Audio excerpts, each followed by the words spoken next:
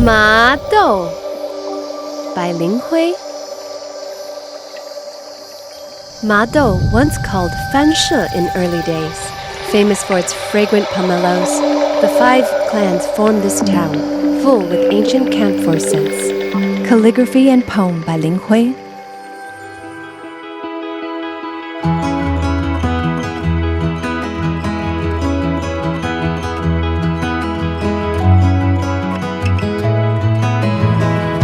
Hello everyone, I'm Martin from Sweden. Welcome to Madou District in Tainan. I'm really happy and it's an honor to be here today because Madou District is one of Tainan's major agricultural areas. It even has a beautiful nickname, the City of Pomelos. Why is it called that? It's because the pomelos grown here in Madou are really famous. I'm sure during the Mid-Autumn Festival you all eat them. But did you know, Madou isn't only known for growing tons of pomelo. This place is also full of history, a truly historic area. It used to be a major port, and during the Japanese era, a sugar factory was built here. Like this place, the Red House at So Long Cultural Park. It was built in 1911. It used to be the sugar factory's office. Now it hosts many exhibitions for people to visit. It's really beautiful. Let's go take a look. Madou sits at the heart of the Jiannan Plain. This area is fed by southern Taiwan's major water source, the Zhenwen River. Back in the 18th century, it was a port on the Daofong Inland Sea. Ships came and went. It was bustling. But after several centuries, sediment gradually filled the inland sea, turning it into land. Sea trade slowly disappeared. But it left fertile soil. Starting in the Qing dynasty, agriculture in Madou began to develop. During the Japanese era, the So Long sugar factory helped light up the region's industrial growth. After the war, pomelos became the symbol of Madou, and today I'm taking you into the orchards to taste this once-a-year seasonal treat.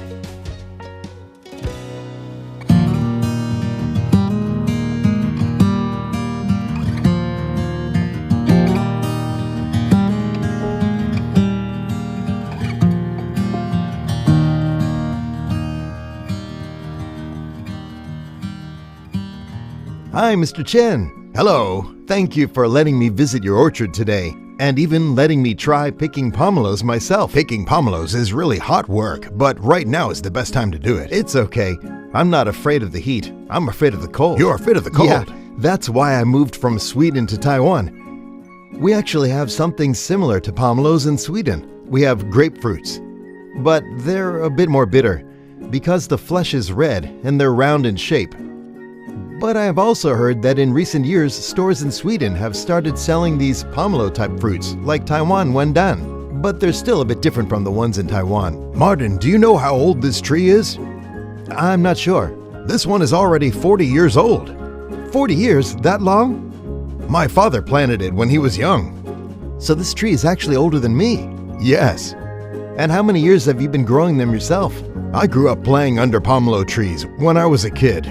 And now that I'm taking care of them myself, it's been about 20 years. I've actually been curious why pomelos, Wendan, are called Wendan in the first place. There are quite a few stories about that. The one I know best is this one. There used to be a man named Lindan. His mother got sick and he gave her this kind of pomelo for her to eat. After she ate it, she felt it tasted really good, so later he brought this variety into Madou. So eating pomelos made her healthy again? Yes, that's how the story goes. You've got to eat pomelos during the Mid-Autumn Festival because pomelos are a symbol of the Mid-Autumn Festival, and they're delicious. And you can also do things with kids, like make those cute pomelo peel hats and take adorable photos and videos. I think it's just a lot of fun.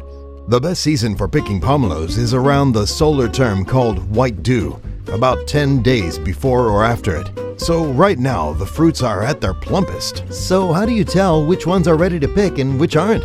As long as it's within 10 days before White Dew, they're all ready to harvest. And for Wendan pomelos, you want the ones with a round bottom and a pointy top. That's the best quality. Honestly, I always thought they look a bit like big pears. Really big ones. Exactly, and the skin should be smooth, very fine and delicate. This one is from an old tree. Mine here is 40 years old. Feel the skin. See how fine it is? Yeah, it feels really smooth. So how do you actually pick them? When you pick it, you have to support it with your hand. Then use your thumb and push right here, and it'll come right off. Because they're all very delicate, so you have to hold them very gently and then pull out the roots like this. And I also feel like, wow, this weight is kind of like how you hold a child in your arms. Because they're fragile too, so you have to be really gentle. It just felt really amazing. Wow, look, it's really beautiful, and it looks delicious too. Can we eat it right away? No, we can't. After pomelos are harvested, they need to go through a resting process called curing. Curing? It means letting the moisture on the surface slowly get absorbed into the fruit. That way, the flesh becomes more tender and juicier. So if we eat it now, would it be pretty dry? A bit dry, yes. Usually, we let it sit for about 10 days. 10 days for the moisture on the skin to move inward. Once the peel becomes slightly softer, that's when it tastes the best. Brother Chen also shared with me earlier that his orchard took part in an environmental competition and even won an award. So you can really see how beautiful this place is. And there are also so many chickens walking around. It really gives you this immersed in nature feeling.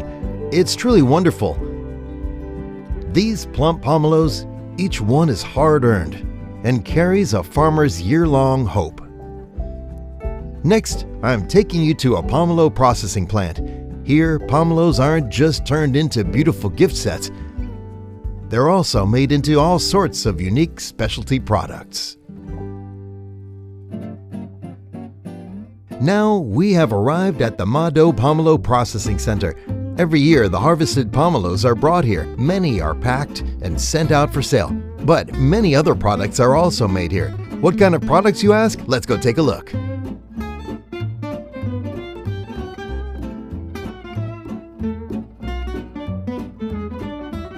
Hi, Director Lee. Hi, Martin. This processing facility of yours is really huge, and you've got so many unique machines. What does this one do? This is a non-destructive pomelo sweetness tester. There are only 2 of these in the entire country. Really? So one of them is here with you? Yes, one of them is right here in Madou. How does it measure the sweetness? It passes through this infrared beam, and depending on the reading, it falls into a corresponding sweetness category. So it uses infrared to measure how sweet it is. Our pomelos reach 12 degrees Brix, which means they're really sweet.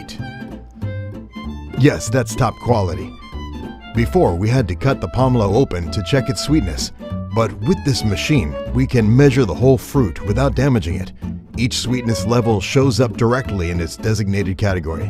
Even the lowest grade is still around 11 degrees. Talking about it isn't enough. Let's taste it. Let's try this 12-degree pomelo and see how good it is. Go ahead, try it. Wow, this is really delicious. This might be the sweetest and tastiest pomelo I've ever had. But something this sweet, how much does it sell for? This is our premium line. 6 fruits for 1,500. 6 for 1,500? Yes, 6. Wow, then I'd better cherish every bite of this one. So the really sweet ones are perfect as gifts. But for the ones that aren't 12 degrees, like the 10 degree or 9 degree ones, what do you use those for? We'll still make good use of our second tier or irregular fruits. We send them to processing and turn them into different products like pomelo jelly drinks, preserved pomelo, even dish soap and body wash. Nice! Nothing goes to waste. Exactly. Since we have our own primary processing facility, we take all the irregular or less perfect fruits there for processing.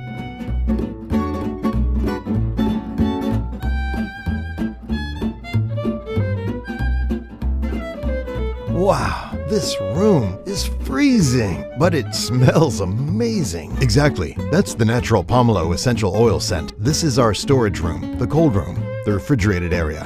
When we process and peel the pomelos, we have to keep them fresh, otherwise the skin won't come off properly. If we let them curing and lose moisture, the skin gets wrinkly, and then we can't process them. So we have to keep them fresh, which is why they stay in the cold room. So roughly how many pomelos can you process in a day? On a regular day, we can handle around 5 tons. Wow, 5 tons a day? Yep, 5 tons in a day.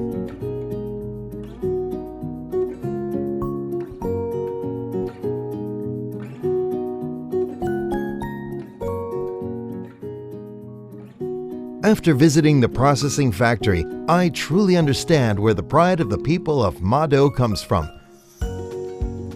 Next, let's take a stroll and explore these unique pomelo products. Each one carries the heartfelt intention of the locals, and I heard there's even a hands-on experience.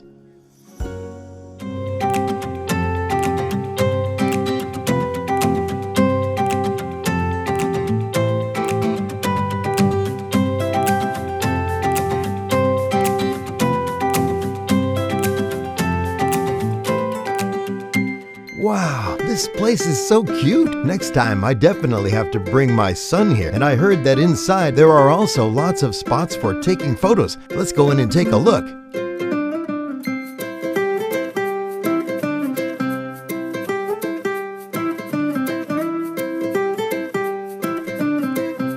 Hi, store manager. Hi, Martin. I noticed the outside is super photogenic, and the inside is really adorable too. Right. Our concept store is centered around Madou pomelos, and the products, are basically all related to Madou, things that are locally connected to this area.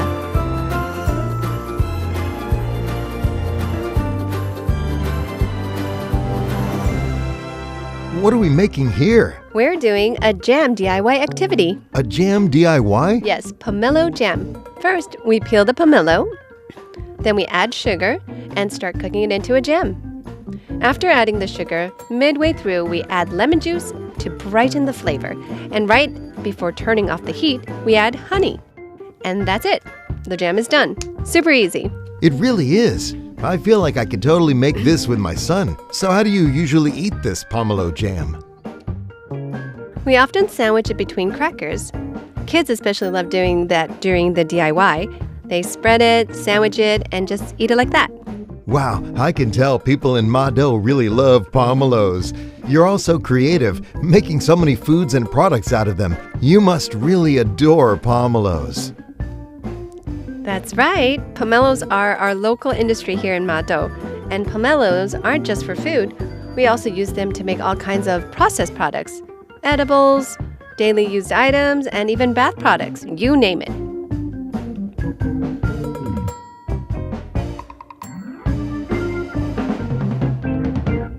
Wow, it's done! Now let's spread the jam onto the crackers. And we can eat it, right? Yep, Is this how people in Madou usually eat it? that's how the kids eat it. Kid style works for me. I'm basically a kid too. Cheers! Cheers! Woo! Carefully simmering the jam, the tartness of the pomelo transforms into gentle sweetness. With my careful attention and effort, of course, it turns out extra delicious. In the next segment, I'll take you into Madou's town center to experience the authentic local flavors, starting with savory rice pudding.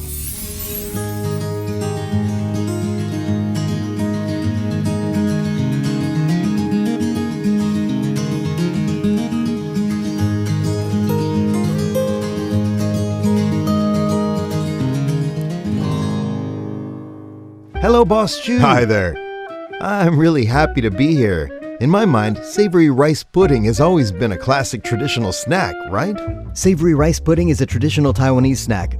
I actually inherited my grandma's recipe. When I got back, my grandma was already in her 80s, so she couldn't really make it anymore. I thought, we have to keep this tradition alive, so I came back to continue making it.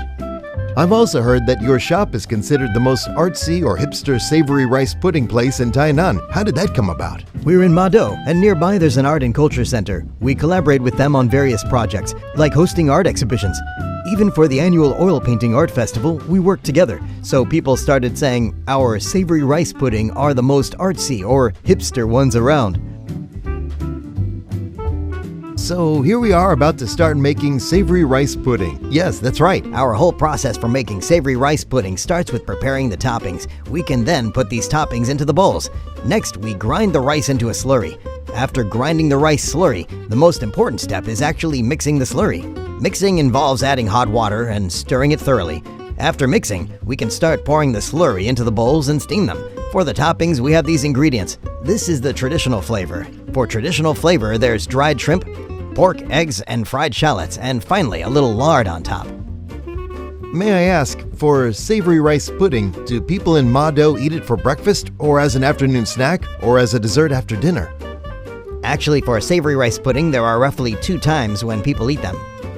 The first is in the morning, as breakfast. Then, at lunch, people also eat savory rice pudding. For dinner, fewer people eat them. So generally speaking, afternoon, they might already be sold out by the afternoon. It's like having it as a little snack. Yeah, exactly, that's right.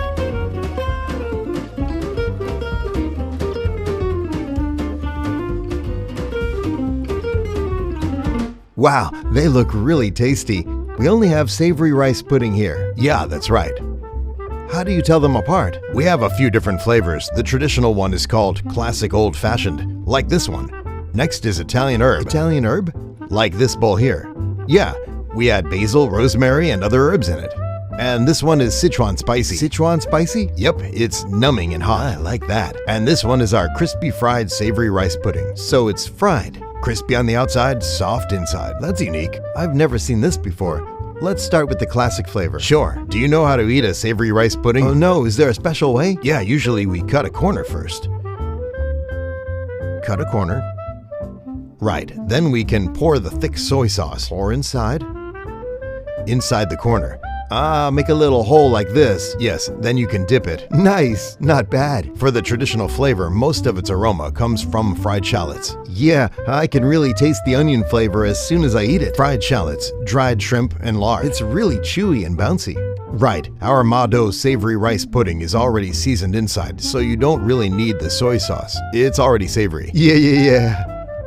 But our soy sauce is homemade, so it's not too salty. It's just there to enhance the flavor. It's really delicious. I love this. I also really like the fried shallots. Right. It's such a strong, distinct flavor. It's considered a very traditional Taiwanese ingredient.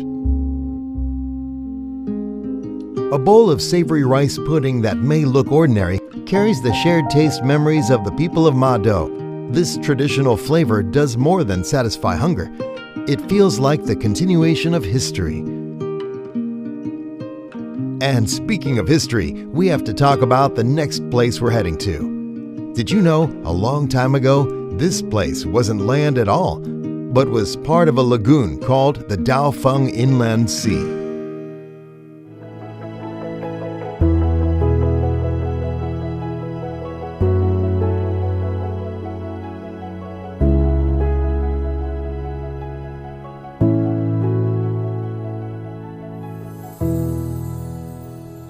Everyone knows that Madou is an agricultural area, but I've also heard that here used to be a port.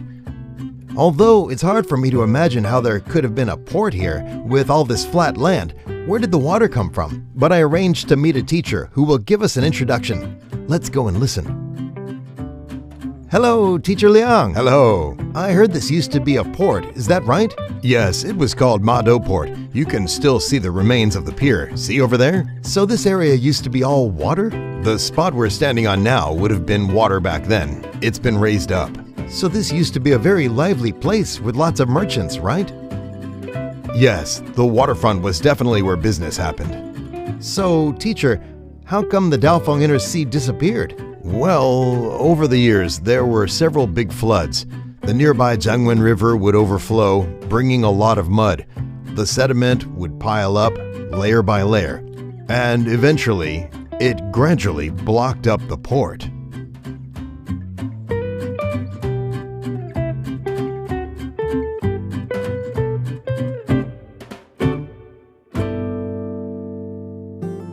Teacher, may I ask, what is this area? Actually, if you look closely, you might mostly see shells.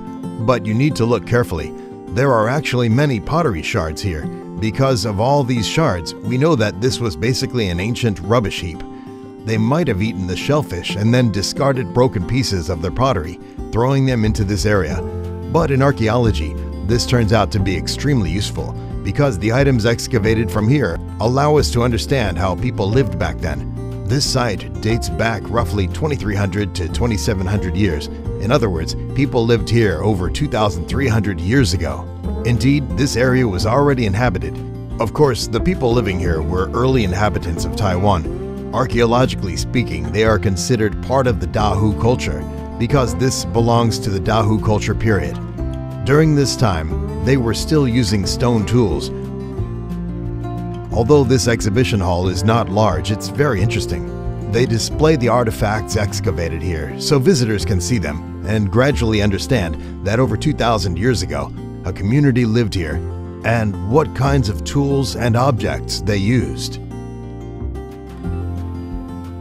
A researcher from Academia Sinica, Dr. Liu Yichang, once said, "This place is a microcosm of Taiwan's historical development.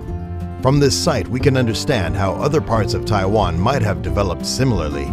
They likely evolved in a comparable way." This site holds academic value as well as cultural significance.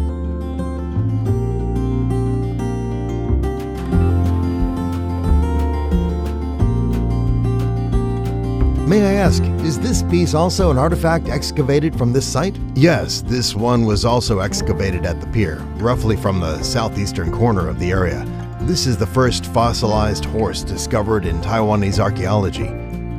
Actually, when archaeologists dig in this area, they still believe in some rather mystical phenomena, because they think that when excavating this horse, there are two bowls buried underneath.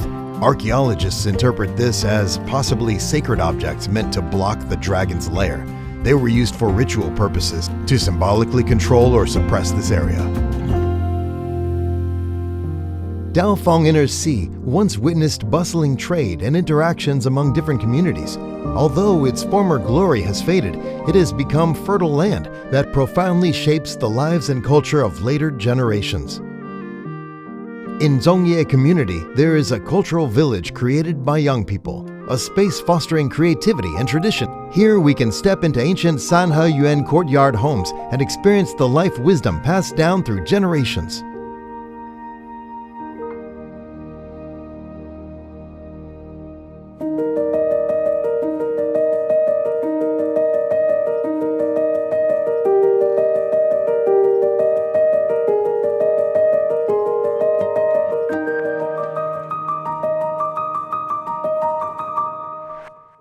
Hello, teacher. Hi. Hi, Martin. Nice to see you. I'm really happy to be here. I'm happy to see you too. Welcome to our community. Thank you, thank you. I just noticed there are a lot of young people here. Do you all live around here? No, not really. Most of us actually come from other places. So what kind of things do you all do around here? Actually, this place is quite interesting. At first, we were a group of young people who loved creating. We were looking for a place where we could work, somewhere a bit more affordable, a place where everyone could freely create. Later, we realized more and more people were gathering here, so we thought, why not work together to renovate some of these abandoned old houses? We restored them, and then everyone could work together in this space. Actually, I've been to this kind of place quite a few times, these traditional San-Huo courtyards, but honestly, every time I come here, I just feel really fond of this atmosphere. In the middle of everyone's house, there's a small space where you can spend time with your family or with friends, doing things together like having meals together or playing games. It gives a very intimate feeling. I think it's really wonderful.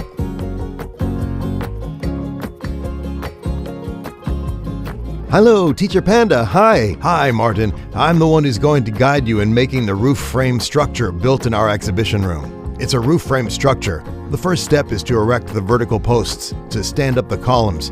This is mainly because when we build traditional houses, these are the main supporting columns. And later, will neighbors come to help?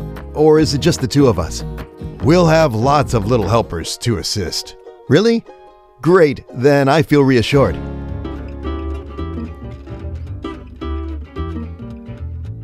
Back in Sweden, in school, during middle school and high school, we had some woodworking classes. When I was a kid in Sweden, I often made things like tree houses. We would just take some wood we found ourselves, or whatever else we could get, and then modify it ourselves there. It was really fun.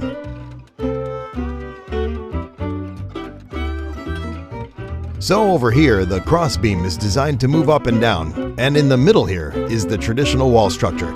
Right, so the beam can be inserted from this side, sliding it through here.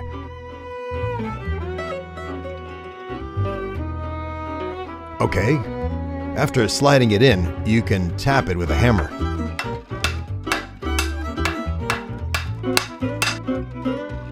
Then we lock it downward and there's a notch, and you'll hear a little click. That means it's locked in place. And that's how it locks in. Got it. Actually, I think hammering this isn't very difficult because a lot of prep work has already been done. We had to make these holes, dig them out, and make sure all the positions are correct. Actually, this is teamwork. Just like when we film a show, everyone has to work together to produce a perfect program.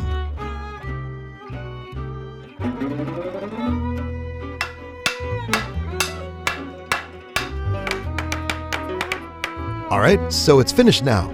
Yes, with this we've completed the most important beam of the structure. Not bad. So this counts as rebuilding a house? Not really. This is just a small section, like a tiny partition. That must have been really tough. Exactly. This feels like the first time I've done woodworking since moving to Taiwan. My first hands-on woodworking experience here. It's not easy, but it's actually pretty therapeutic. And I've come to appreciate the craftsmanship behind wooden architecture.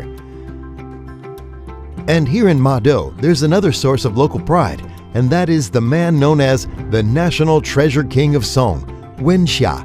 Next, let's step into his story house and listen to the melodies of that era.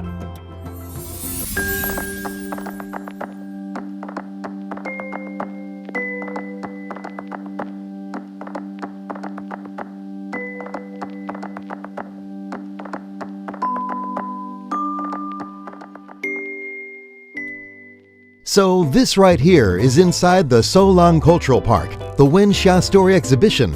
Even though I, as a foreigner, am not very familiar with Hsia, I did my homework. Hsia is known as the king of Taiwanese pop, and today we're here to visit his story house. Let's go!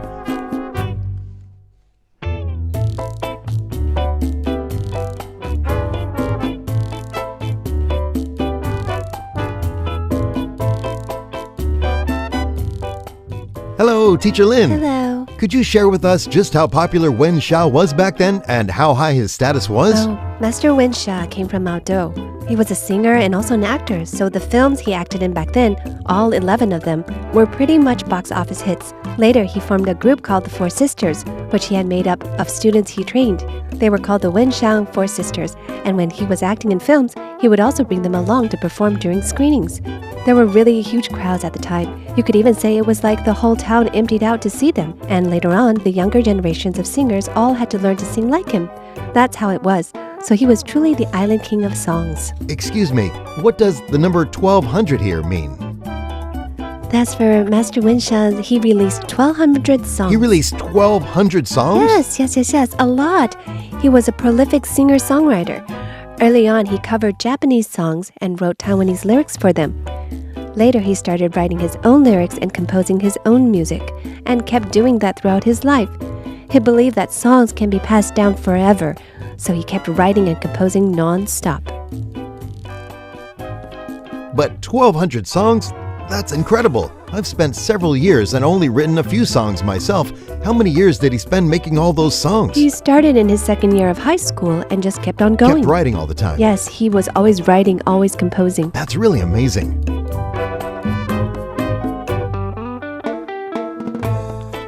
Look, here's a large photo album. It's really interesting. Do you want to flip through it? Can I flip it? Yes, go ahead. It's really fun. Wow! It's a really big photo album. Here you can see, for example, back then there were huge crowds and all of these photos show that.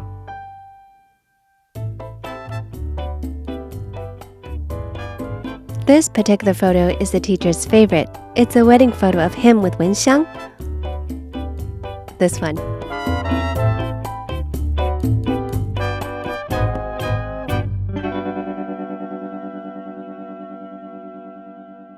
Wow! Seeing this room really makes you feel that Master Hsia knows how to enjoy life. It's so cozy. There's wine, lots of musical instruments. Everything looks beautiful.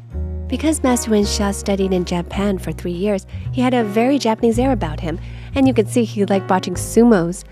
There's a sumo match playing on the TV over there, and over here it's a castella cake and some liquor as well. These were things he enjoyed. And we know that castella cakes and such items back in those days were considered very high-end treats. He also had an electric keyboard because the Four Sisters, whenever they practiced here, they would need to use that keyboard.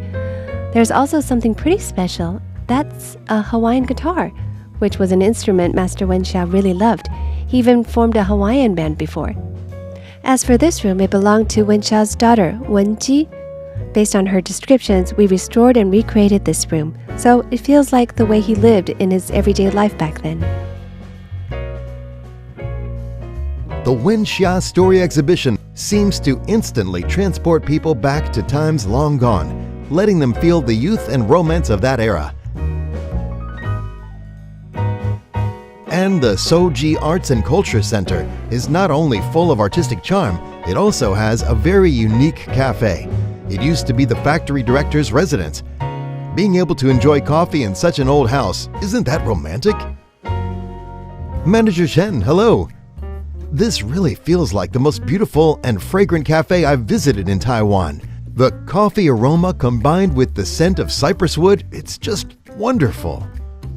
This building dates back to the Japanese colonial period, around 1911. It used to be the manager's residence when this was a sugar factory. We moved in around 2020 and started serving coffee. After being here for so long, have you found any favorite spots or corners? Our favorite corner is a small private room inside. There's a mural of Mount Fuji.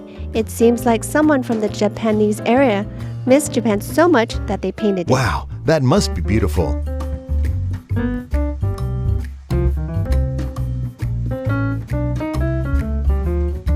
I have to say, this might be, in all of Taiwan, the most beautiful cafe I've ever visited. And their desserts are full of personality. Take their affogato, for example. They combine traditional malao candy, rich ice cream, and the bold flavor of a shot of espresso. And there's also this Tainan specialty, pongbing, a puffed sugar pastry. It's crisp with a light sweetness, and it was my first time trying it. Super tasty. And their coffee, it's made with beans grown by small farmers in Dongshan, Tainan. They blended with the fragrance of local pomelo blossoms from Madou, which left a huge impression on me. Next, I'm heading to a different scene, stepping into a story museum themed around Tainan's buses. I made plans with a local friend and asked him to show me around this super unique place.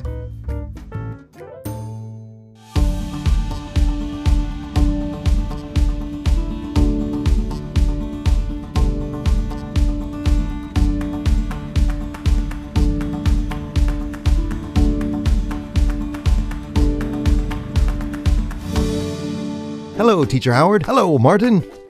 This place is really unique. Downstairs is the Madou bus transfer station, and upstairs, a small museum themed around buses. What's that? It's the Xining bus ticket counter. Oh! Read it in reverse from right to left. In the heyday of highway bus transportation, there were lots of bus stops everywhere, but not every place had a full building as a station. In smaller towns, you'd see these little kiosks by the roadside with someone sitting inside selling tickets. Hi there, where are you headed? To Xining, one full ticket. Handsome, here's a half-price ticket, 250 NT.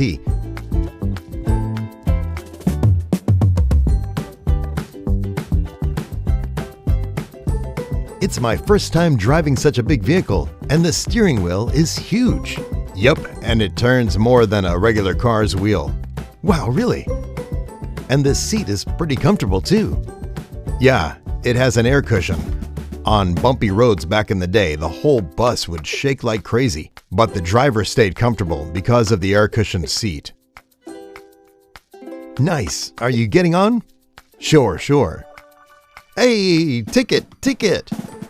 Oops, forgot. Buses carry people to and from the places they want to go, while also connecting the cityscapes of Tainan. And our travel train is now heading to the home of a national treasure level master.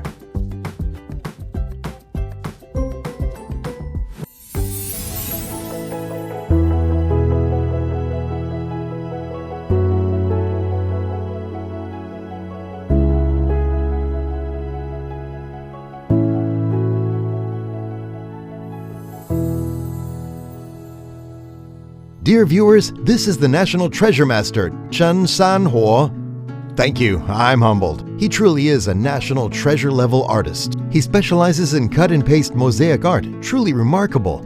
Today we are very fortunate to visit his studio and admire his works.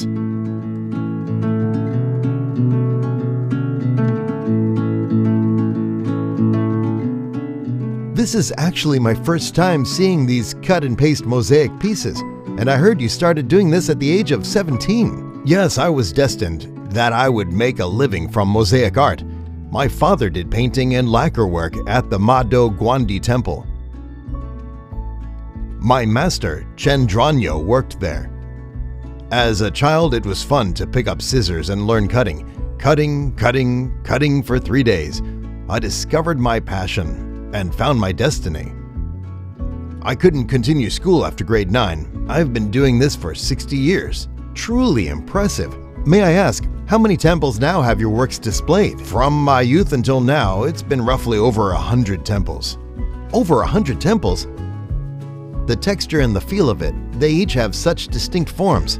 I think it's really cool, and it gives off a very unique vibe. I think it's truly special and also very beautiful.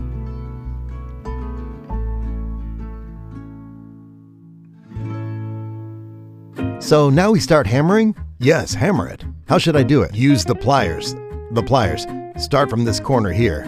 Yes, this corner. Open it up first.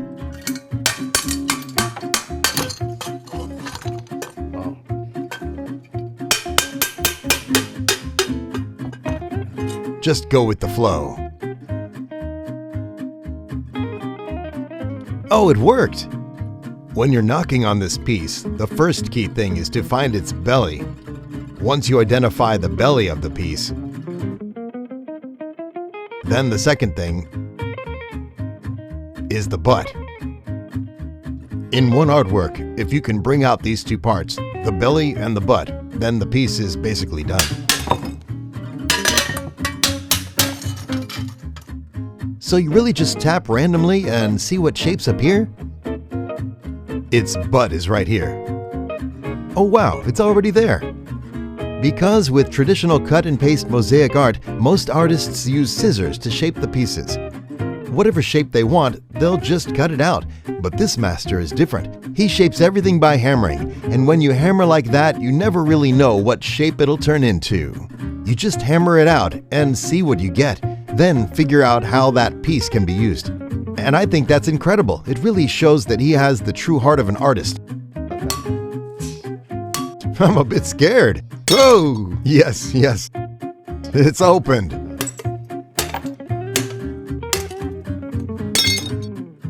Yes, I see it. So, what do you think? How did I do? Not bad. In the future, you can go home and take out all the ceramic bowls from your kitchen. You can smash them into artwork. Take them all out and break them? I hope that the next time I see you, you'll also be a national treasure. Next time I'll make a piece and bring it to you. Great, then you can be the national treasure. Master Chen San-Huo is best known for his unique technique of hammering instead of cutting. It looks incredibly wild, yet the finished pieces are unbelievably delicate. It absolutely blew my mind. No wonder he's considered a national treasure. His works can be found in temples all over Taiwan. And speaking of the beauty of temples, up next, we're heading to the Datian Temple in Madou to experience another breathtaking scene.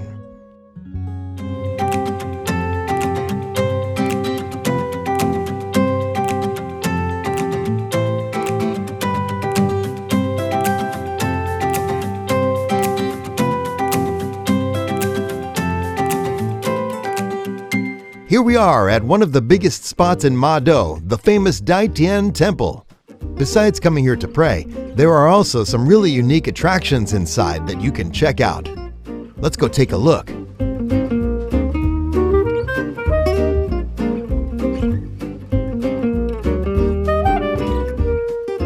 Right here, look at this giant dragon. It's 76 meters long, and inside there's a heaven section. When there's heaven, there's of course also hell. But I'm definitely not going to hell today. I'm choosing the path to heaven.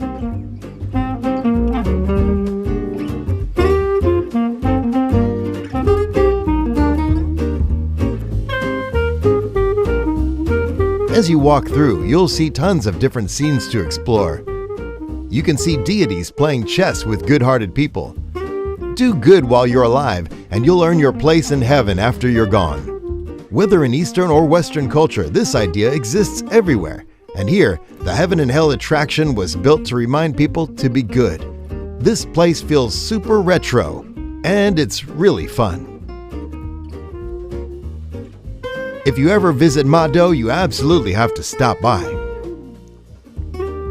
My first time at Datian Temple, and this giant dragon, isn't it spectacular? Here in Madou, there are all kinds of unique attractions. Up next, I'm taking you to explore a really special kids park.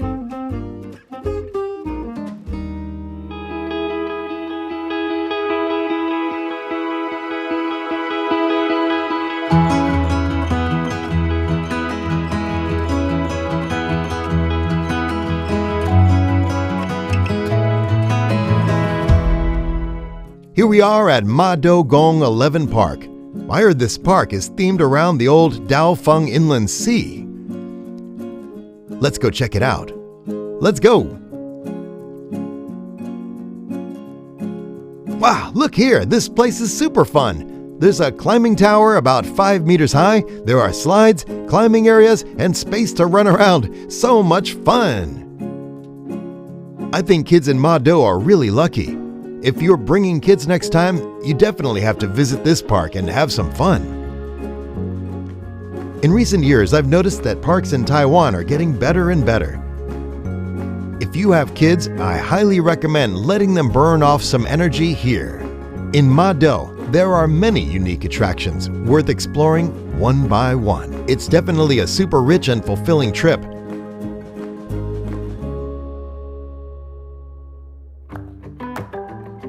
This time visiting Madou, I felt the calm and relaxing vibe of the countryside. Really relaxing. I also got to know a lot of valuable history. I feel like I understand Taiwan even better now. I'm looking forward to visiting more places in the future. This is Linking368Taiwan. Next time, which town will we explore? See you next time. Bye-bye!